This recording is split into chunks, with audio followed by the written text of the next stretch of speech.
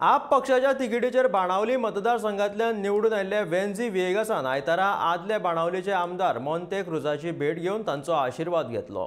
ह्या वेळार तांकां मोंतेन बऱ्या राजकीय फुडारा खातीर शुभेच्छा दिल्यो।